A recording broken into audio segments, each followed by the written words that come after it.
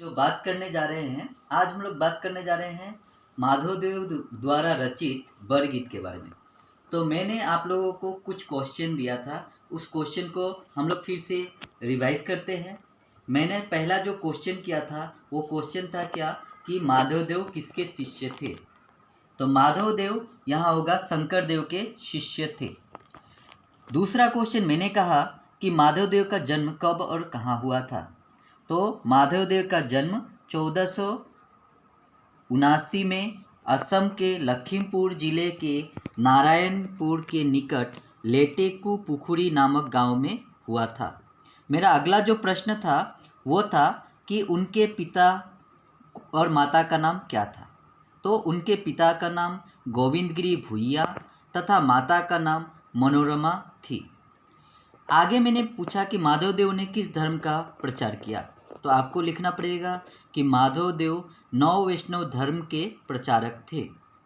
उसके बाद मैंने आप लोगों से यहाँ प्रश्न किया था कि माधवदेव द्वारा रचित सर्वाधिक चर्चित ग्रंथ का नाम क्या है। तो आपको लिखना पड़ेगा उनका सर्वाधिक ग्रंथ का नाम नामघोषा है।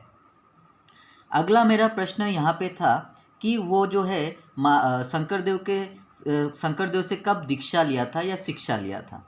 तो आपको लिखना पड़ेगा कि सन 1522 ईस्वी में ये जो है शंकरदेव से दीक्षा लिया था।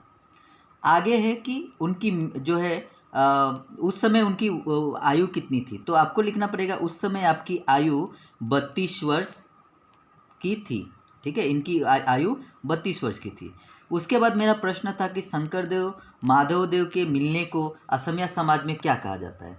तो शंकरदेव और माधवदेव के मिलने को जो है असमिया समाज में मणि कांचन संयोग कहा जाता है। ठीक है, उसके बाद अगला मेरा प्रश्न था कि उनका जो है निधन कब और कहाँ हुआ था, यानी उनकी मृत्यु कब हुई थी, कहाँ हुई थी। तो माधवदेव का जो है मृत्यु जो है सन 1596 में, उस समय इनकी आयु लगभग 107 वर्ष है ना की थी।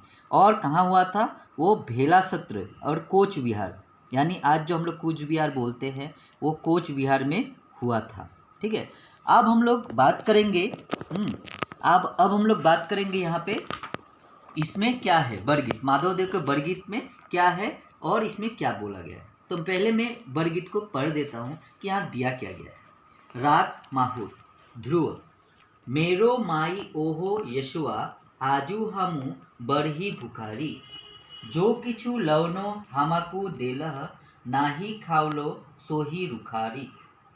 पद बोल रहे हैं हामू बिहानत खेरी खिलावत आजू किचुए नहीं खावतरी तुम ही हमको नाही डाकल माई भूख ही बर दुख पावतरी खाली उदरे हरी हाथ निवेशिए देखत बोलत वानी आपुन तनय कहू दुख देखिए माई नयने झुरावत पानी पुत पुत भूली आचल मोचल श्याम शारीरक धूली मेरा बाप बुली क्षीर पियावत बाहु मेली कोले तुली योहु निजानंद सुख ही संपूर्ण सोहरि मानस भावतरी यशोवाकु तनपान ही संतोष दीन माधव रस गावतरी। अब मैं इसका जो है आपको line by line Hindi meaning समझाता हूँ कि यहाँ पे बोलने क्या चाहते हैं।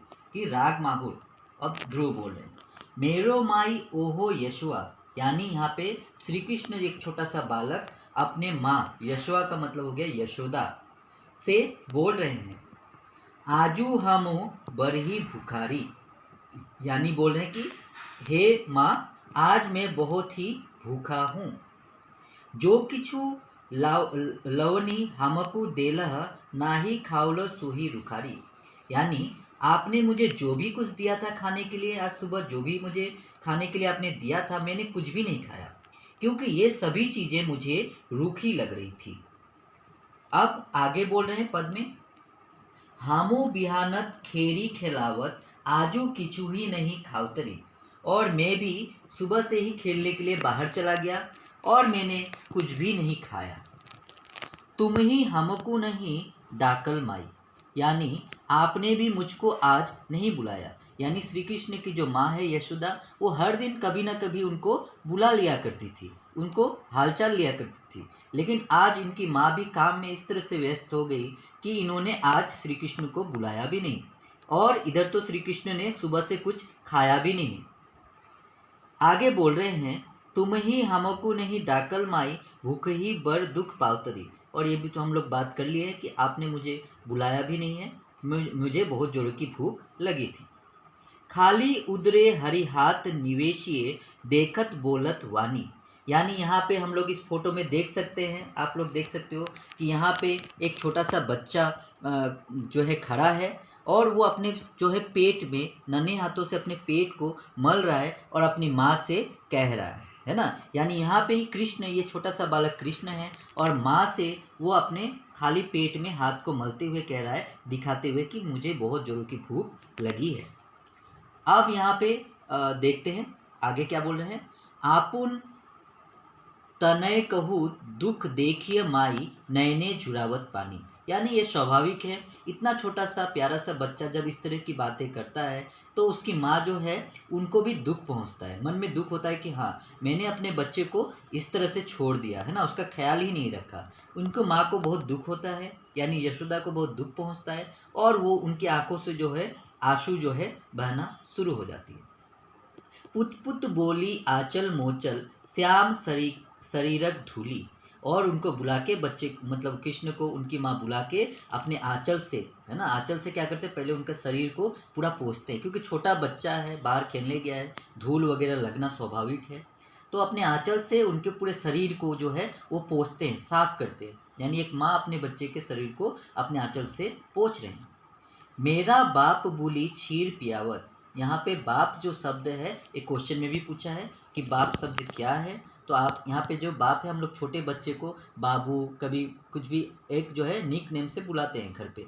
तो यहाँ पे भी वो बोल रहे हैं कि मेरा बाप बोली क्षीर पियावत। उनको बुला के क्या कर रहे हैं, खीर या जो है मधु या कुछ भी बोलो, माखन बोलो, उनको खिलाना शुरू कर दिए। बाहू मेली कोले तुली। और अपने गोद में वो लेके उनको जो है खिलाने लगी, यशोदा जो है अपने बच्चे कृष्ण को खिलाने लगी। यो ही निजानंद सुख ही संपूर्ण, सो हरि मानस भावतरी।